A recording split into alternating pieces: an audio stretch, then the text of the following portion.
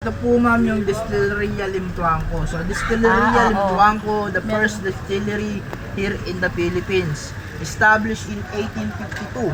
So meron po sa loob, museum po siya ma'am. Meron po sa loob mga local wine. And then kung familiar po kayo sa alak na Shoktong. Oo. Shoktong po, ginagamit po siya ng mga Chinese Bagong panganak. for medicine wine. Oo, yung ininom ko nun. So, sa mga kababaihan po rito sa Pilipinas, ginagamit po siya upang makatulong menstruation. Oo, sa pamparegla yan. Yes po. Meron yan sa Balintawak. O, dun na yung ano nila, ma'am Oo, eh. sa Balintawak. Ayun na yung pinaka-ano nila eh. Pagawaan nila eh. Ito, ano na lang po ito eh.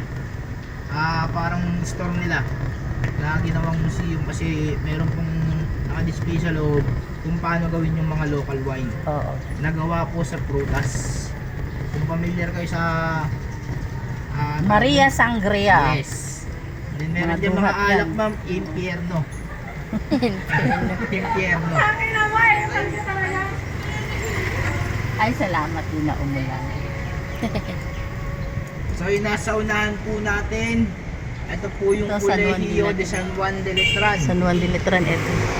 Pangalawa po yung pinakamagandang paaralan sa buong Pilipinas. Itinayo po yan noong 1620.